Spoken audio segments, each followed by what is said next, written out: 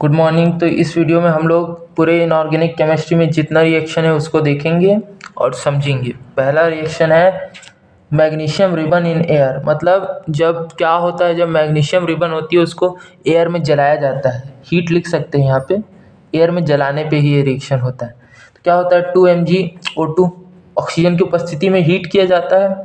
2 Mg magnesium का oxide बनता है जो कि वाइट पाउडर होता है और वाइट डेजलिंग लाइट देता है। इसको क्वेश्चन कैसे आता है, वो कौन सा रिएक्शन है इसमें वाइट डेजलिंग लाइट होती है, या फिर कौन सा पाउडर का रंग बनता है, या फिर मैग्नीशियम ऑक्साइड का रंग क्या होता है, इस टाइप का क्वेश्चन आता है। ये रिएक्शन बहुत इंपॉर्टेंट है। ये reaction non metal and metals में से कौन से चैप्टर से, नॉन मेटल एंड मेटल में से, नॉन मेटल मेटल चैप्टर से है ये रिएक्शन, और ये बहुत इंपॉर्टेंट रिएक्शन होता है। इसके बाद अगला रिएक्शन होता है कैल्शियम ऑक्साइड इन वाटर। मतलब क्या होता है जब कैल्शियम ऑक्साइड को वाटर में डाला जाता है, तो कैल्शियम ऑक्साइड वाटर से रिएक्शन करके CaOH2 बनाता है और हीट निकलती है। हाईली एक्सोथर्मिक रिएक्शन होता है।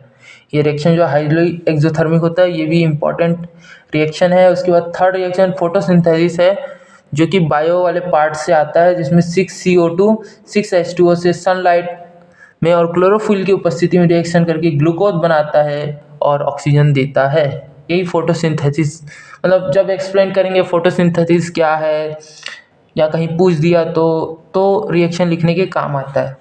अब इसका एक और रिएक्शन रहता है बायो के चैप्टर में, ये वाला रिएक्शन रहता है 6CO2 12H2O sunlight, obviously chlorophyll के उपस्थिति में ही होगा ये रिएक्शन। फिर ग्लूकोज बनता है O2 और 6H2O। ऊपर 6H2O लिखा है ना, यहाँ 12H2O लिखा है। यहाँ ऊपर 6H2O इधर क्यों लिख दिए हैं, क्योंकि वो 12H2O लेता है पर फिर 6H2O छोड़ देता है और ग्लूकोज बनाता है, ऑक्सीजन बनाता है। दोनों रिएक्शन सही है, हमको दोनों रिएक्शन लिखना चाहिए, ठीक है। उसके बाद आते हैं रेस्पिरेशन में। ग्लूकोज ऑक्सीजन लेते हैं हम लोग रेस्पिरेट करने के समय ऑक्सीजन लेते हैं। माइटोकॉन्ड्रियम रिएक्शन होता है और CO2 बनता है, H2O बनता है और एनर्जी ATP के रूप में बनती है। रेस्पिरेशन में क्या होता है, खाना खाते हैं, खाना खाया होता है, ऑक्सीजन लेते हैं, ऑक्सीजन जो है लेते हैं हम, इनहेल करते हैं। माइटोकॉन्ड्रिया में जो ग्लूकोज का CO2 H2O बनाता है, उसमें माइटोकॉन्ड्रिया में CO2 H2O और एनर्जी निकलती है ATP के रूप में, ठीक है। इसके बाद हीटिंग आयरन सल्फेट। क्या होता है जब आयरन सल्फेट को हीट किया जाता है, मतलब क्या होता है जब आयरन सल्फेट को गर्म किया जाता है, इस टाइप का क्वेश्चन आ सकता है। तो आयरन सल्फेट जो है वो ग्रीन कलर वाला जो रहता है, ये वाला आयरन सल्फेट, मतलब FeSO4 7H2O ग्रीन कलर का होता है। इसको जब गर्म करते हैं तो FeSO4 वाइट कलर में चेंज हो जाता है और 7H2O बाहर निकल जाता है। अब इस वाइट FeSO4 को और गर्म करते हैं तो Fe2O3 रेड ब्राउन कलर का बनता है और SO2 और SO3 निकल जाता है, ठीक है। तो ये दोनों रिएक्शन भी इंपॉर्टेंट है। हीटिंग आयरन सल्फेट, ये क्या होता है जब इस टाइप का क्वेश्चन आ सकता है, या व्हाट इफ टाइप का। छठवा, heating calcium carbonate. Calcium carbonate को हीट करने पे, कैल्शियम कार्बोनेट को जब गर्म किया जाता है तो वो CaO और CO2 में टूट जाता है। अब ये रिएक्शन नॉन मेटल में जो है समथिंग कुछ होता है, पिलर टाइप का एक होता है, उसमें प्रोसेस होता है, उसमें ये रिएक्शन काम आता है, क्योंकि उसी में ये काम आता है। सातवां, heating lead nitrate. Lead nitrate को गर्म करने पे क्या होता है, तो PbNO3 वाइट कलर का होता है, इसको लीड नाइट्रेट बोलते हैं, लेड नाइट्रेट। तो ये क्या होता है, गर्म करने पे येलो कलर का लेड ऑक्साइड में बदल जाता है। येलो कलर लेड ऑक्साइड, मतलब लेड ऑक्साइड का कलर येलो होता है। O2 और NO2 बनता है, ब्राउन गैस निकलती है। रिएक्शन ऐसा पूछ सकता है कि लेड नाइट्राइट को गर्म करने पे क्या होता है, कौन से रिएक्शन में ब्राउन गैस निकलती है, लेड ऑक्साइड का कलर क्या होता है, तो लेड नाइट्राइड वाइट कलर का होता है, उसको गर्म करने पे लेड ऑक्साइड बनता है, येलो कलर का, ऑक्सीजन निकलती है और NO2 ब्राउन गैस बनती है। उसके बाद आठवां है silver chloride bromide kept in sunlight. तो क्या होगा जब सिल्वर क्लोराइड ब्रोमाइड को धूप में रख दिया जाएगा, इस टाइप का क्वेश्चन आता है। तो 2AgCl सिल्वर क्लोराइड को सनलाइट में रखने पर 2Ag और Cl2 में बदल जाता है। 2AgBr को सनलाइट में रखने पर 2Ag और Br2 में बदल जाता है, ठीक है। फिर सम कॉम्बिनेशन रिएक्शंस।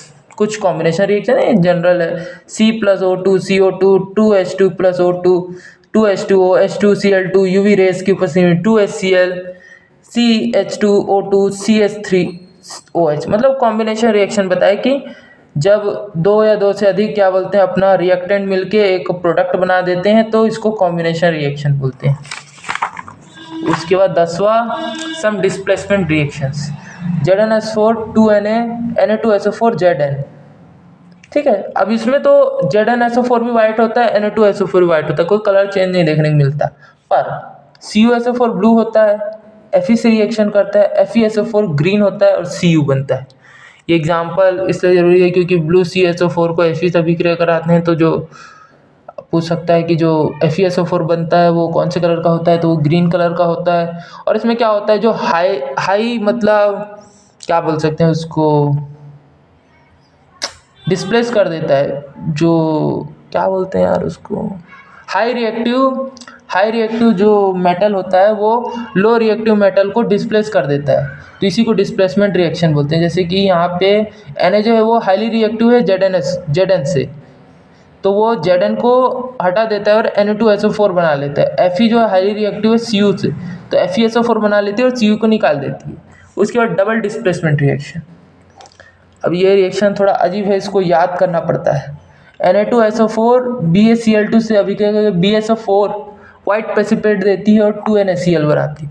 ये जैसे का तैसे याद करना है, जैसे कि 2KBr BaI2 रिएक्शन करके 2Ki BaBr2 बनाती है, Ki PbCl2 से रिएक्शन करके PbI2 येलो कलर की बनाती है और KCl। तो ये ऐसा रिएक्शन है जो नॉर्मली दिखता नहीं है, पर ये याद करना ज़रूरी है क्योंकि सीधा सीधा पूछ देता है। और कई बार क्या है, थोड़ा अजीब क्वेश्चन आ गया तो ये क्वेश्चन आ जाता है।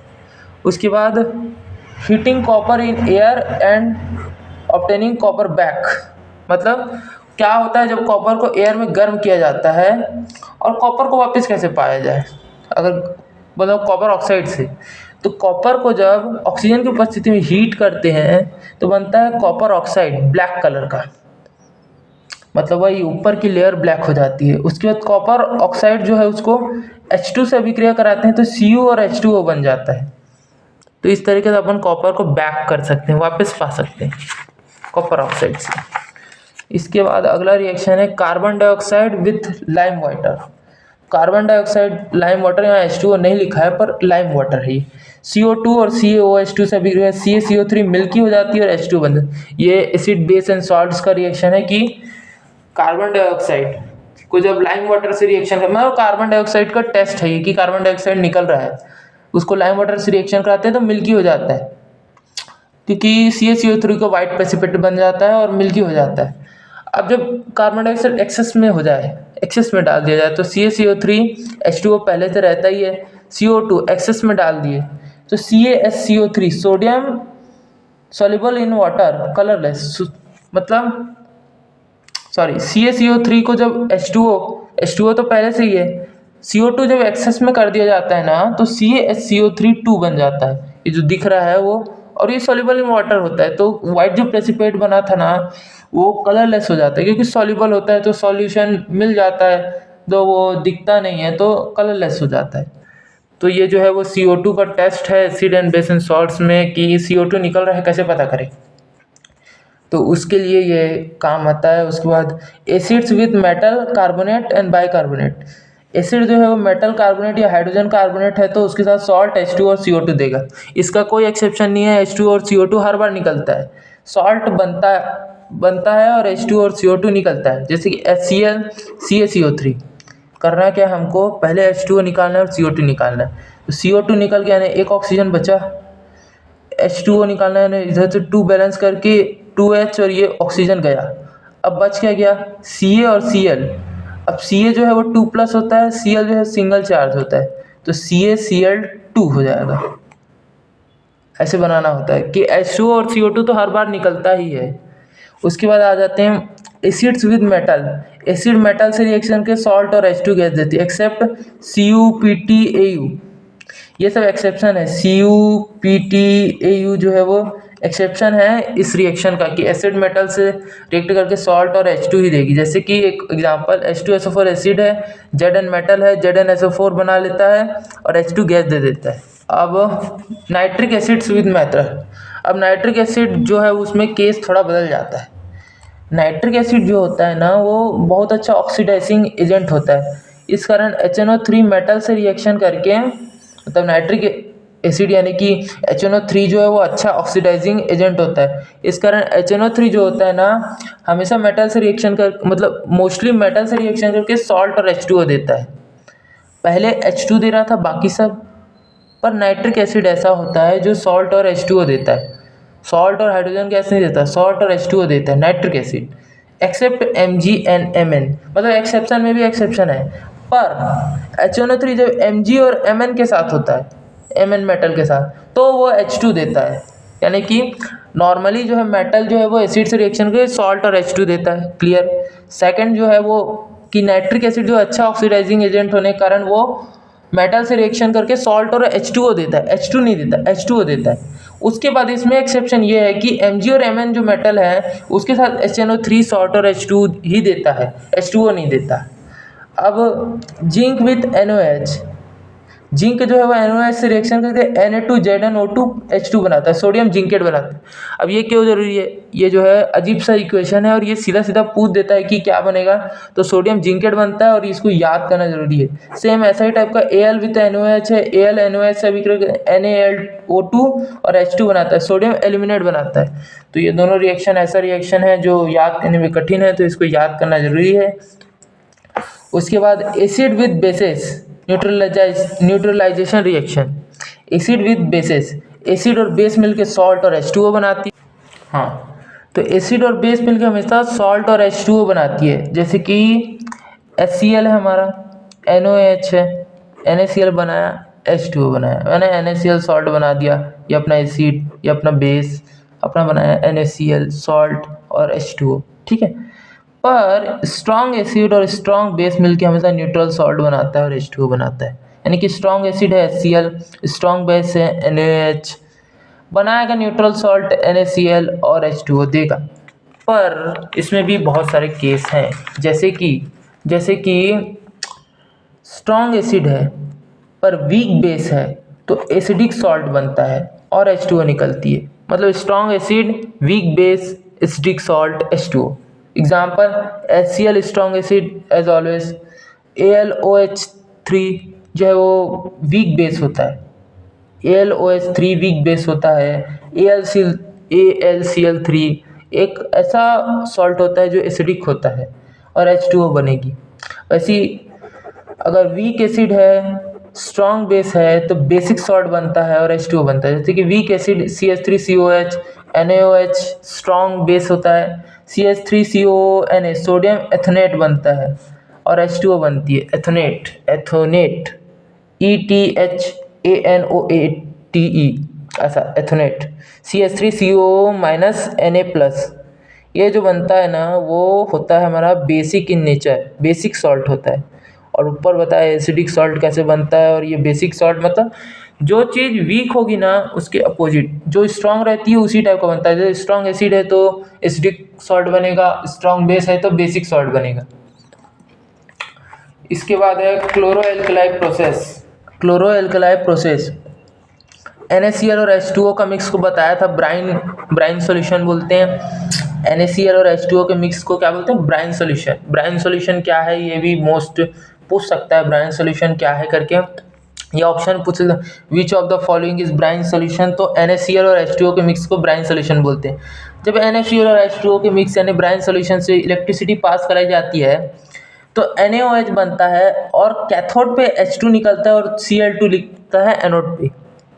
Cl2 किस पे निकलेगा? एनोड पे, और कैथोड पे निकलता है H2 और NaOH बनता है। किस पे? ब्राइन सॉल्यूशन में इलेक्ट्रिसिटी डालने थे।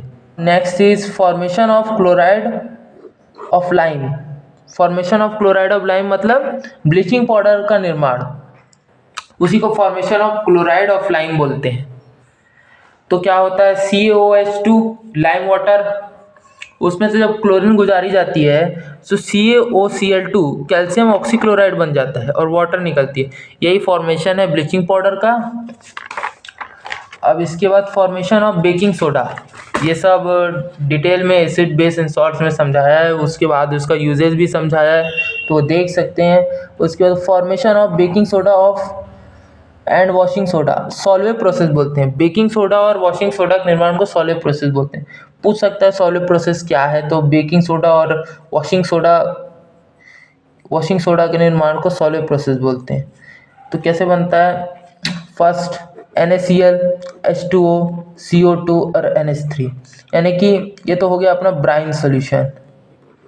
ऐसे याद करते हैं, ब्राइन सोल्यूशन कार्बन डाइऑक्साइड और अमोनिया, या NaCl, H2O, CO2 और NH3, इस सबको रिएक्शन कराते हैं तो NaCO3 बेकिंग सोडा बनता है और NH4Cl बनता है। अभी NH4Cl का कोई काम नहीं है, बेकिंग सोडा बन गया है। अब जब बेकिंग सोडा को हीट करते हैं तो सोडियम कार्बोनेट बनता है, वाटर बनता है और बनता है कार्बन डाइऑक्साइड। उसके बाद Na2CO3 को 10H2O के साथ वो करते हैं, क्या बोलते हैं उसको, क्रिस्टलाइजेशन, या फिर बोल सकते हैं कि Na2CO3 में 10H2O डालते हैं, इस टाइप का। तो Na2CO3 10H2O बनता है। अब ये चीज़ जो है ना, सोडियम कार्बोनेट डेकाहाइड्राइड है। सोडियम कार्बोनेट डेकाहाइड्राइड जो है वो होता है वॉशिंग सोडा, ना कि सोडियम कार्बोनेट। ये बहुत कंफ्यूजिंग क्वेश्चन होता है कि which of the following is washing soda, सब Na2CO3 लगा देते हैं, पर सोडियम कार्बोनेट डेकाहाइड्रेट जो होता है वही वॉशिंग सोडा होता है। सोडियम कार्बोनेट कभी भी वॉशिंग सोडा नहीं होता है।